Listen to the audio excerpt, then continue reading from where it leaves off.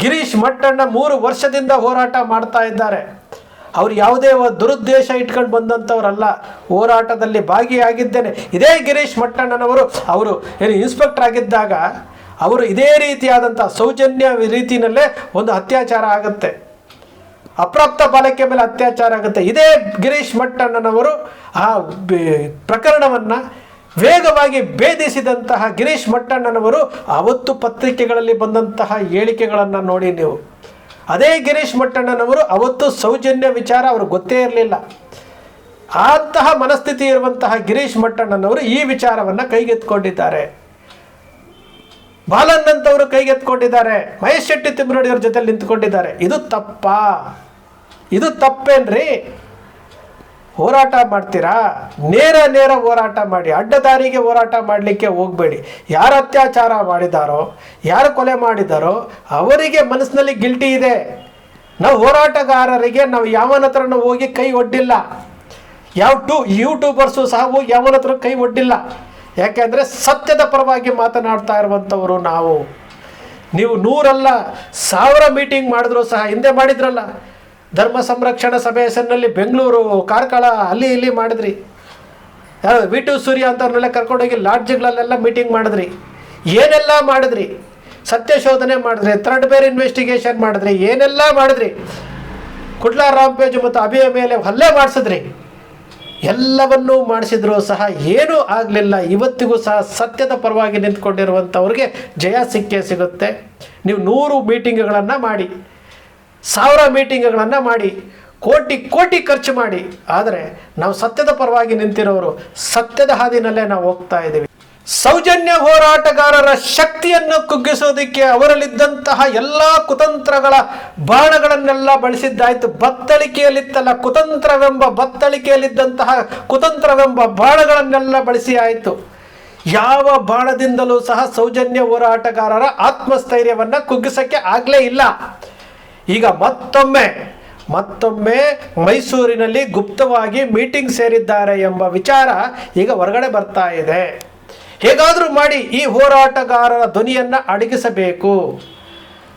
ಕಾನೂನು ಬಗ್ಗೆ ತಿಳ್ಕೊಂಡಿರುವಂತಹ ದಾಖಲೆಗಳನ್ನು ಸಂಗ್ರಹಿಸಿರುವಂತಹ ಸಮಾಜದ ಮುಂದೆ ಏನು ಸೌಜನ್ಯ ಹೋರಾಟ ಆಗಿರ್ಬೋದು, ಚಿನ್ನಯ್ಯನ ವಿಚಾರ ಆಗಿರ್ಬೋದು, ಆನೆ ಮಾಹುತನ ವಿಚಾರ ಆಗಿರ್ಬೋದು, ಎಲ್ಲವನ್ನು ಸಮಾಜದ ಮುಂದೆ, ದೇಶದ ಮುಂದೆ ತೆರೆದಿಡ್ತಿರುವಂಥ ಗಿರೀಶ್ ಮಟ್ಟಣ್ಣನವರನ್ನು ಅವರನ್ನು ಮುಗಿಸಿಬಿಟ್ರೆ, ಅಂದರೆ ಅವರ ಧ್ವನಿಯನ್ನು ಅಡಗಿಸಿಬಿಟ್ರೆ ಕೊನೆಯ ಪಕ್ಷ ಈ ಹೋರಾಟದ ಧ್ವನಿ ಅಡಗುತ್ತೆ.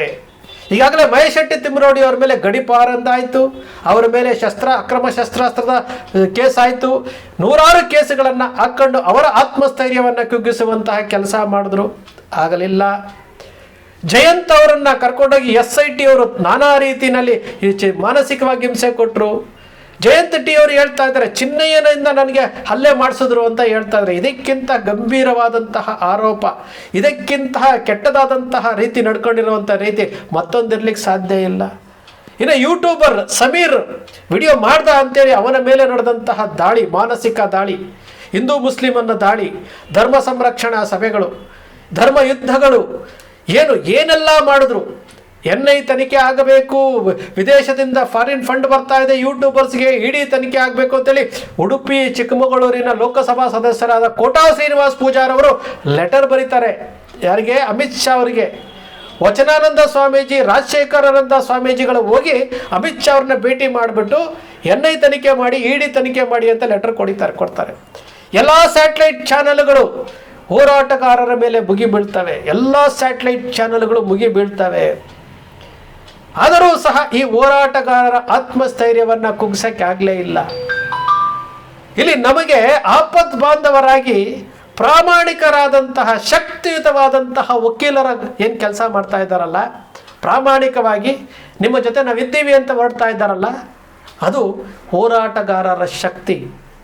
ನೀವು ಎಷ್ಟೇ ಕುತಂತ್ರ ಮಾಡಿ, ನಮಗೆ ಬಂದಿರುವಂತಹ ಮಾಹಿತಿಯ ಪ್ರಕಾರ ಬಹಳಷ್ಟು ವಿಚಾರಗಳನ್ನು ಮಾಡಿ 6 ತಿಂಗಳ ಒಳಗಡೆ ಈ ಹೋರಾಟಗಾರರ ಧ್ವನಿಯನ್ನು ಅಡಗಿಸದೆ ಹೋದರೆ ನಮಗೆ ಬಹಳ ಹಿನ್ನಡೆ ಆಗುತ್ತೆ.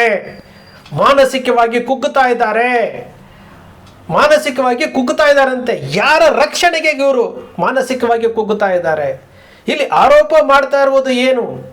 ನಾವು ನ್ಯಾಯ ಕೇಳ್ತಾ ಇರುವುದು ಏನಕ್ಕೆ ಸ್ವಾಮಿ? ನಾವು ಕೇಳ್ತಿರೋದು ಏನಂದರೆ ಸೌಜನ್ಯನ ಅತ್ಯಾಚಾರ ಮಾಡಿದಂಥ, ಸಾಮೂಹಿಕವಾಗಿ ಅತ್ಯಾಚಾರ ಮಾಡಿದಂತಹ ಕಾಮುಕರು ಯಾರು?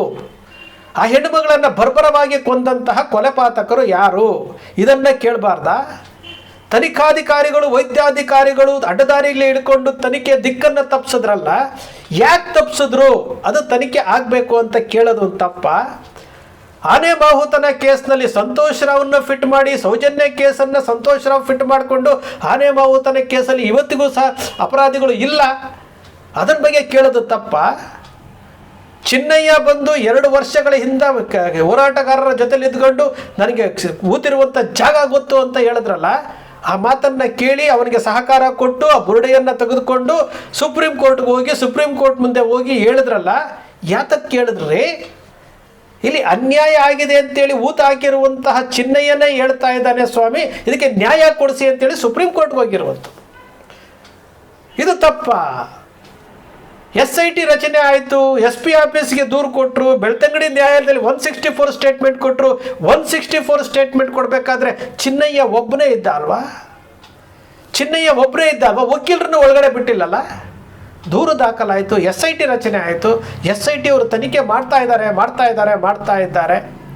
ಇಲ್ಲಿ ಆಗಿರುವಂತಹ ಅನ್ಯಾಯವನ್ನು ಸರಿಪಡಿಸಿ ಅಂತ ಹೇಳೋದು ತಪ್ಪ? ಕರ್ನಾಟಕ ಮಹಿಳಾ ಆಯೋಗದ ಅಧ್ಯಕ್ಷರು ಸರ್ಕಾರವನ್ನ ಕೇಳಿದ್ದಾರೆ, SIT ಅವ್ರನ್ನ ಕೇಳಿದ್ದಾರೆ, ಅದೇನು ವರದಿ ಕೊಡಿ ಅಂತ ಕೇಳಿದ್ದಾರೆ, ಇವತ್ತರೆಗೂ ಕೊಟ್ಟಿಲ್ಲ. ಅದನ್ನು ಕೇಳೋದು ತಪ್ಪ?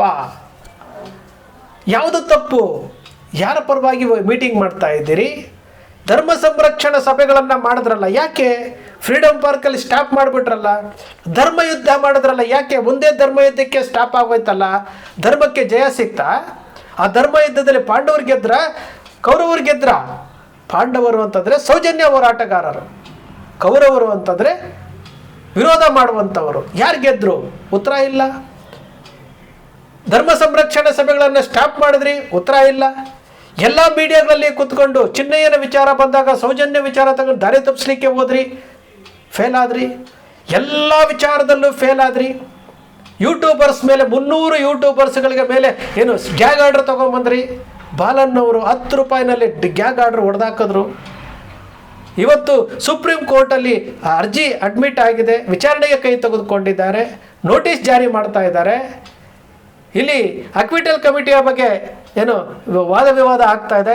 74 UDRಗಳ ಬಗ್ಗೆ ಕೋರ್ಟಲ್ಲಿ ನ್ಯಾಯ ನಡೀತಾ ಇದೆ. SITಯಲ್ಲಿ ತನಿಖೆ ಆಗ್ತಾ ಇದೆ. ಎಲ್ಲವೂ ಆಗ್ತಾ ಇದೆಯಲ್ಲ, ಇವೆಲ್ಲವೂ ಕಟ್ಟುಕತೆನಾ? ಒಬ್ಬ ಗಿರೀಶ್ ಮಟ್ಟಣ್ಣನವರನ್ನ ಧ್ವನಿಯನ್ನು ಅಡಗಿಸ್ಬಿಟ್ರೆ, ಒಬ್ಬ ಮಹೇಶ್ ಶೆಟ್ಟಿ ತಿಮ್ಮರೋಡರ ಧ್ವನಿ ಅಡಗಿಸ್ಬಿಟ್ರೆ ನಾವು ಗೆದ್ದಂತೆ ಅಂತೇಳಿ ನೀವು ಮೀಟಿಂಗ್ ಮಾಡ್ತೀರಾ ಅನ್ನೋದಾದರೆ, ಹಾಗಾದರೆ ನೀವು ತಪ್ಪು ಮಾಡಿದ್ದೀರಿ ಅಂತ ಅರ್ಥ.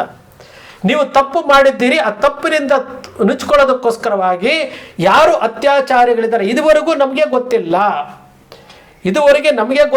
ಯಾರು ಅತ್ಯಾಚಾರಿಗಳು. ಚಿಕ್ಕ ಕೆಂಪಮ್ಮನವರು ಹೇಳ್ತಾ ಇದ್ದಾರೆ, ಇವರನ್ನ ಎಳ್ಕೊಂಡು ಹೋಗಿದ್ದನ್ನ ನಾನು ಐ ವಿಟ್ನೆಸ್ ಆಗಿದ್ದೀನಿ, ನಾನು ನೋಡಿದ್ದೀನಿ ಅಂತ.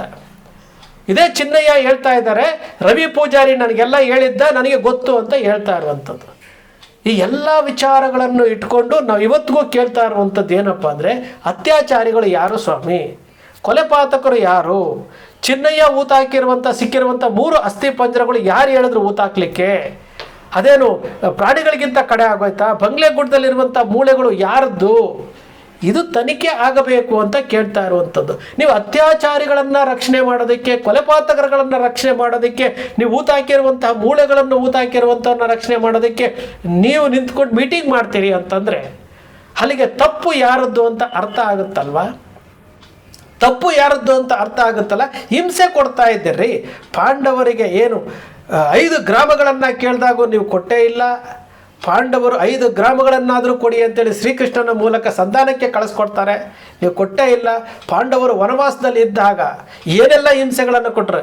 ಹೊರಗಿನ ಮನೆಗೆ ಬೆಂಕಿಯನ್ನು ಹಾಕುವಂತಹ ಕೆಲಸ, ಪಾಂಡವರಿಗೆ ಕೊಡಬಾರ್ದಂತಹ ಹಿಂಸೆಗಳನ್ನು ಕೊಟ್ಟರು ಸಹ ಅಂತಿಮವಾಗಿ ಗೆದ್ದಿದ್ದು, ಕುರುಕ್ಷೇತ್ರದಲ್ಲಿ ಗೆದ್ದಿದ್ದು ಪಾಂಡವರು. ಸತ್ಯ ಗೆದ್ದಿದ್ದು ಅಸತ್ಯ ಅಲ್ಲ, ಧರ್ಮ ಗೆದ್ದಿದ್ದು ಅಧರ್ಮ ಅಲ್ಲ.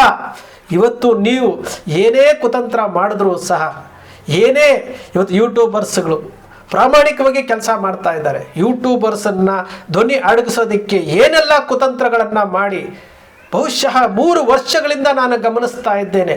3 ವರ್ಷಗಳಿಂದ ಯೂಟ್ಯೂಬರ್ಸ್ಗಳ ಮೇಲೆ ನಿಗಾ ಇಡೋದಕ್ಕೆ, ಯಾವ ಯೂಟ್ಯೂಬರ್ ಯಾವ ವಿಡಿಯೋ ಹಾಕ್ತಾನೆ ಆ ವಿಡಿಯೋವನ್ನು ಕಂಪ್ಲೀಟಾಗಿ ನೋಡಿ, ಆ ವಿಡಿಯೋದಲ್ಲಿರುವಂಥ ಏನಾದರೂ ತಪ್ಪುಗಳನ್ನು ಕಂಡಿಡಿದು ಆ ವಿಡಿಯೋವನ್ನು ಲಿಂಕನ್ನು ಕಾಪಿ ಮಾಡಿ, ಅದನ್ನು ಟೆಕ್ಸ್ಟನ್ನು ಕಾಪಿ ಮಾಡಿ ಆ ಲಿಂಕನ್ನು ಇಟ್ಕೊಂಡು ಆ ವಿಡಿಯೋವನ್ನು ಡೌನ್ಲೋಡ್ ಮಾಡಿಕೊಂಡು ಅದಕ್ಕೆ ಒಂದಷ್ಟು ಜನ ಕೂತ್ಕೊಂಡು ಅದಕ್ಕೆ ಒಂದಷ್ಟು ನೋಟಿಸ್ ಕೊಡುವಂಥದ್ದು ಎಲ್ಲವನ್ನೂ ಮಾಡ್ತಾ ಇದ್ದಾರೆ. 3 ವರ್ಷದಿಂದ ಇನ್ನು ಎಷ್ಟು ನೆಟ್ವರ್ಕನ್ನು ಬಳಸ್ಕೊಂಡಿದ್ದಾರೆ.